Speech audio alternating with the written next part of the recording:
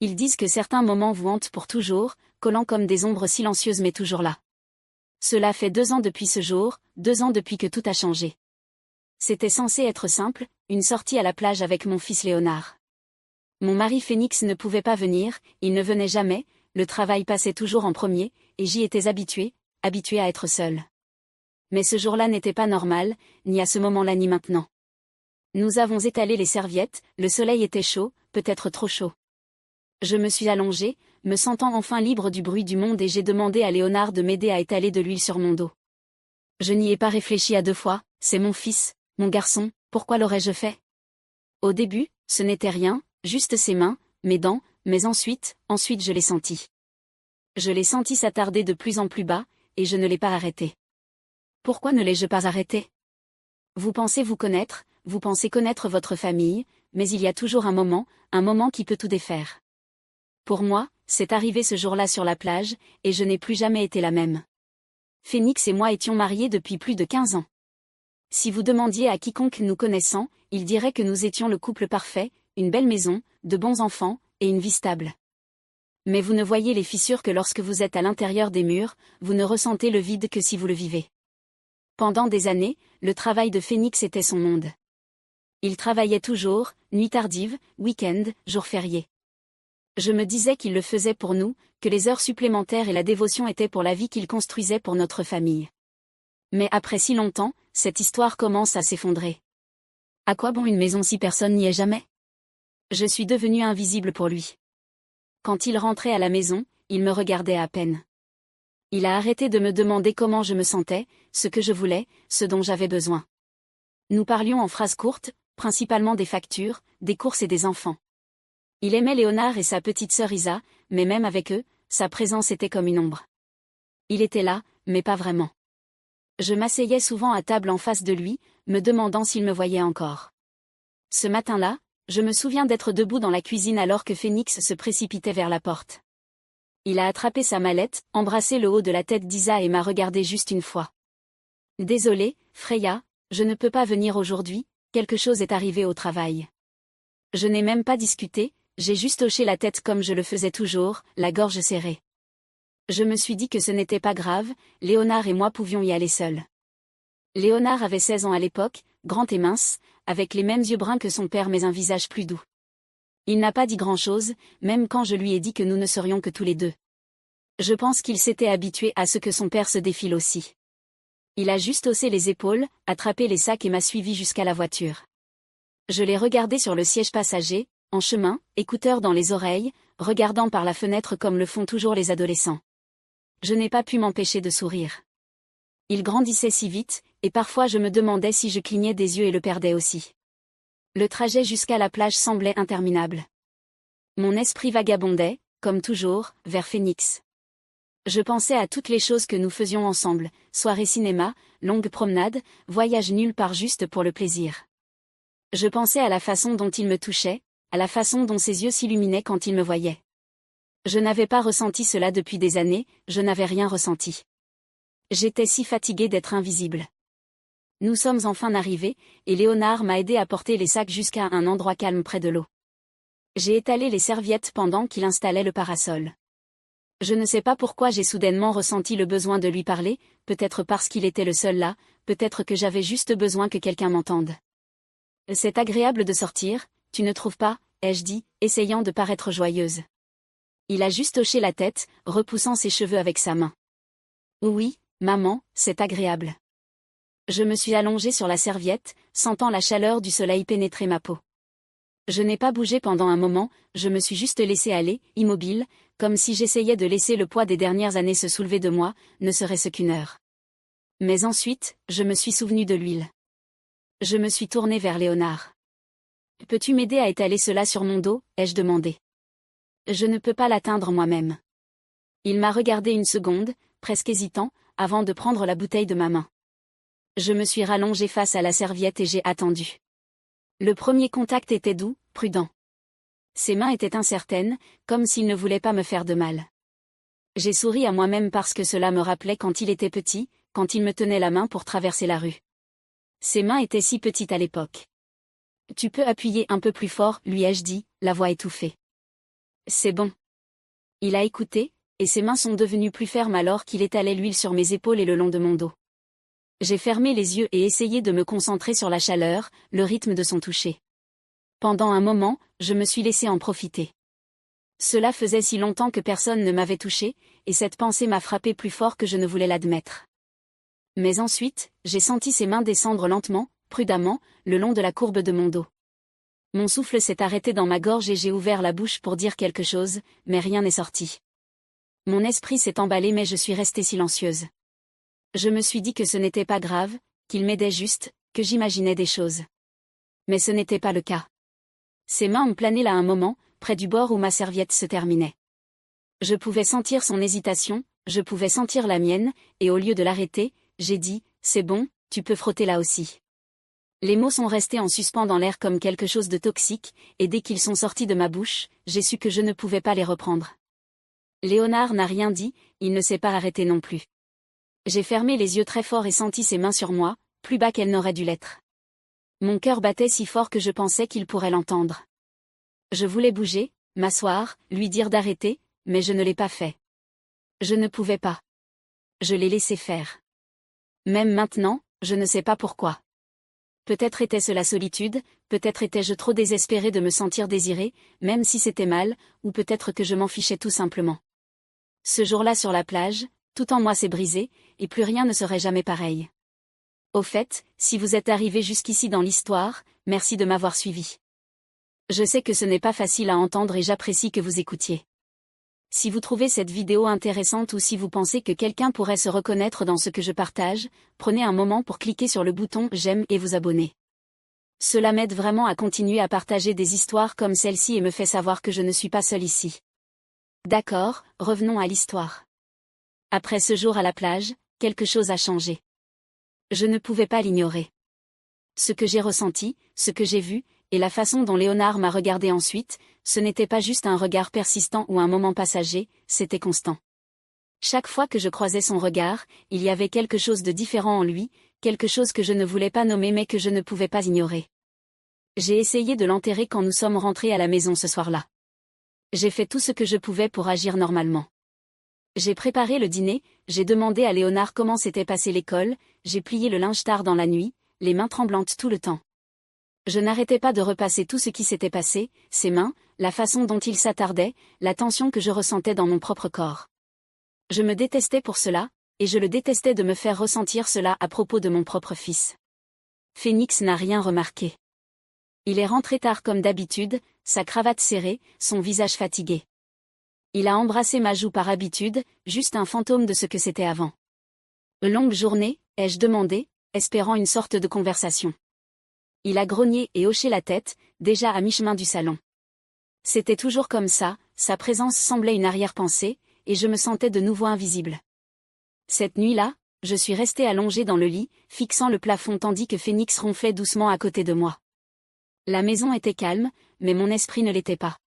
Je n'arrêtais pas de penser à Léonard, à ses mains et à son regard. Je savais que ce n'était pas bien, je savais que je devais arrêter ça, quoi que ce soit, avant que cela n'aille plus loin. Mais il y avait une autre partie de moi, quelque chose de sombre, quelque chose de solitaire qui voulait s'y accrocher, qui désirait l'attention, le toucher, le sentiment d'être vu. Les jours ont passé et Léonard n'a rien dit, mais son silence était plus fort que les mots. Il ne m'évitait pas, pas exactement. Au lieu de cela, c'était comme s'il restait plus près. Je le surprenais à me regarder. Quand je cuisinais, quand je nettoyais, quand j'étais assise seule sur le canapé le soir. Et je le laissais faire. Je ne l'ai pas arrêté, je ne me suis pas arrêtée moi-même. Puis est venu le week-end suivant. Il faisait de nouveau chaud et la maison semblait étouffante. Phénix était parti, travaillant sur un dernier quart de travail, me laissant seule avec Léonard comme avant. Je lui ai demandé s'il voulait retourner à la plage, juste nous deux. Je ne sais pas pourquoi je l'ai fait, peut-être que je pensais que sortir m'aiderait à me vider l'esprit, peut-être que je voulais me tester, voir si je pouvais tout repousser. Le trajet était calme cette fois, Léonard n'a pas mis ses écouteurs cependant, il est juste resté assis là, regardant par la fenêtre, son genou rebondissant nerveusement. Je voulais dire quelque chose, n'importe quoi pour briser le silence, mais chaque fois que j'ouvrais la bouche, les mots restaient coincés dans ma gorge. Quand nous sommes arrivés à la plage, elle était presque déserte. Je me souviens à quel point l'eau était bleue, à quel point le vent était agréable sur mon visage. J'ai étalé les serviettes à nouveau, comme avant, et Léonard m'a aidé à tout installer. Je ne lui ai pas demandé de m'étaler de l'huile sur le dos cette fois. Je ne pouvais pas. Au lieu de cela, je suis restée allongée là, les yeux fermés, faisant semblant que tout allait bien. Mais même les yeux fermés, je pouvais sentir son regard, je pouvais le sentir me regarder. Le véritable point de rupture est survenu plus tard cet après-midi. Nous avons décidé de nous rincer sous les douches de la plage avant de rentrer à la maison, juste pour enlever le sable. Mais quelque chose s'est passé que je ne peux toujours pas expliquer. Quand nous avons atteint les douches, Léonard est passé en premier, laissant l'eau couler dans son dos. Je suis restée sur le côté, le regardant un moment avant de me glisser à côté de lui. Je ne sais pas ce qui m'a pris, mais j'ai enlevé mes vêtements extérieurs et me suis tenue à côté de lui, l'eau fraîche contre ma peau. Léonard m'a regardé, surpris. Je ne sais pas si c'était de la surprise, de la confusion, ou autre chose, mais il n'a pas dit un mot. Je l'ai regardé alors, vraiment regardé, et j'ai dit, tu devrais enlever ton short aussi, tu dois te rincer correctement. Je ne sais pas pourquoi je l'ai dit, peut-être que je voulais me prouver que je pouvais contrôler, que je pouvais arrêter cela, ou peut-être que je le testais, que je me testais moi-même. Il a hésité une seconde, puis a fait ce que j'ai dit, enlevant son short, et nous étions là ensemble, seuls, l'eau coulant sur nous. Ce qui s'est passé ensuite je ne peux pas l'expliquer. Je ne l'expliquerai pas. C'était un moment, un flou de besoin, de solitude et de quelque chose d'autre que je ne veux pas nommer. Ce n'était pas doux et ce n'était pas lent, c'était désespéré, passionné, mal de toutes les manières, mais je ne pouvais pas l'arrêter. Je ne voulais pas. Et quand ce fut fini, nous sommes restés là, l'eau coulant toujours sur nous, l'avant reprenant son cours mais pas la vérité. Il m'a tenu, alors, m'a tenu comme personne ne l'avait fait depuis des années, et je l'ai conduit ensuite. Nous n'avons pas parlé, nous nous sommes séchés, avons rangé et sommes retournés à la voiture en silence. J'ai regardé Léonard du coin de l'œil, son visage rougi, ses mouvements raides.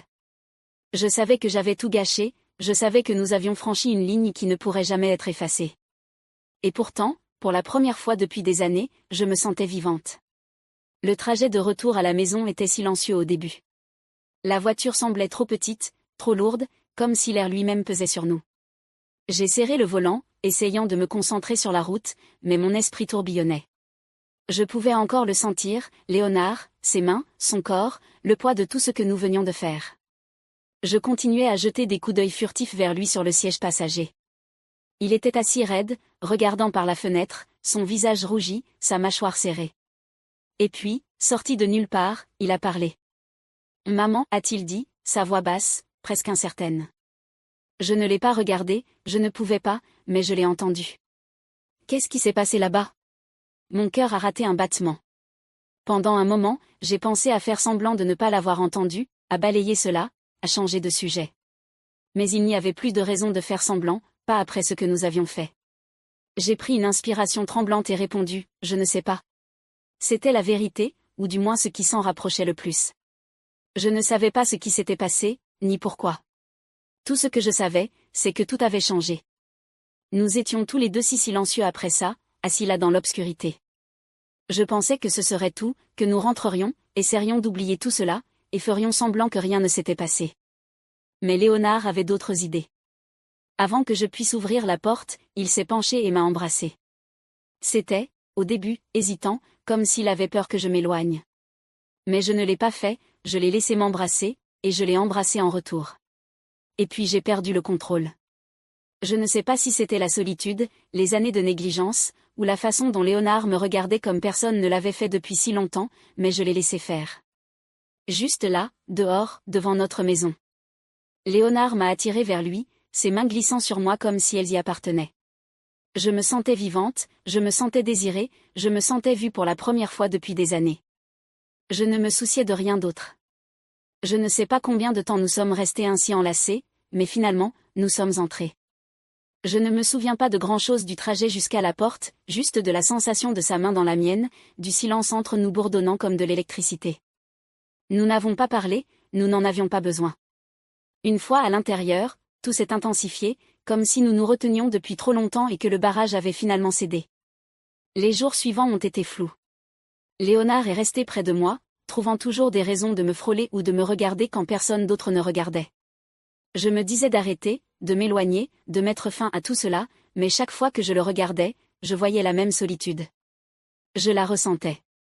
C'était comme si nous étions les miroirs l'un de l'autre, reflétant le même besoin, le même vide, et je ne pouvais pas dire non, je ne voulais pas.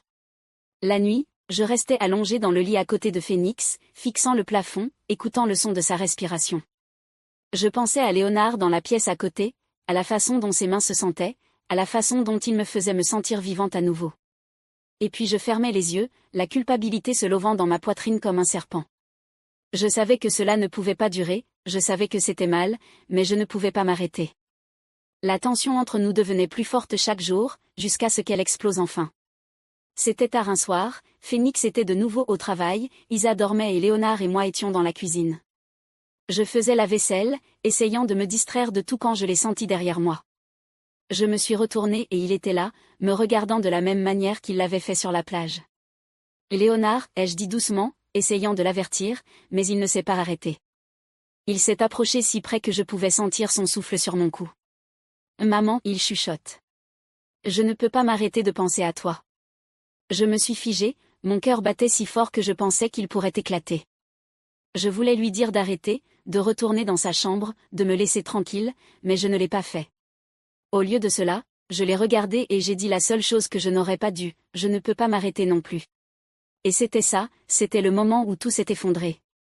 Léonard m'a embrassé à nouveau, plus fort cette fois, désespéré, et je l'ai embrassé en retour. Je ne me souciais pas que ce soit mal, je ne me souciais pas de Phénix, ou d'Isa, ou de la vie que nous avions construite. Tout ce qui m'importait, c'était lui, Léonard, mon fils, la seule personne qui me faisait sentir que j'avais de l'importance. Depuis ce jour à la plage, les choses ne sont jamais redevenues normales. En fait, je ne suis pas sûre qu'elles le redeviendront un jour. Léonard et moi, nous avons franchi une ligne qui ne peut être effacée peu importe à quel point j'essaie de me convaincre du contraire. Ce qui a commencé comme un moment s'est transformé en quelque chose que je ne peux pas contrôler. La culpabilité est là, lourde, constante, mais elle ne m'arrête pas. Et c'est la partie qui me fait le plus peur. Je regarde mon mari, Phénix, et ma fille, Isa, chaque jour et je me demande comment ils ne le voient pas, comment ils ne remarquent pas les fissures qui se propagent dans notre famille. Peut-être sont-ils trop préoccupés par leur propre vie pour me voir glisser, ou peut-être que je suis devenue meilleure pour le cacher. Mais au fond de moi, je sais que cela ne peut pas durer éternellement. Les secrets ont une façon de se révéler, et quand ils le font, les retombées détruiront tout. J'ai essayé d'arrêter.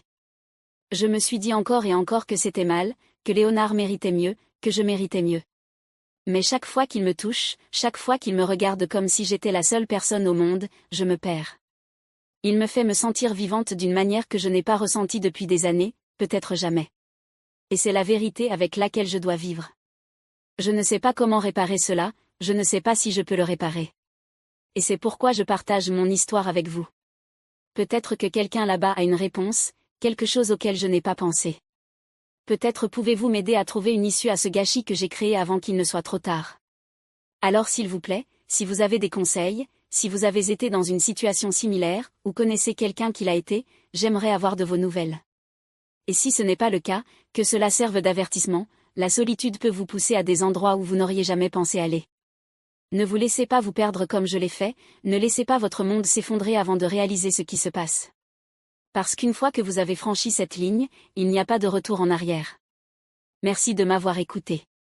S'il vous plaît, partagez vos pensées, aimez cette vidéo si vous l'avez trouvée utile et abonnez-vous pour en voir plus. J'ai besoin de savoir que je ne suis pas seule. Parfois, les plus grandes trahisons ne sont pas celles que nous commettons contre les autres, mais celles que nous commettons contre nous-mêmes.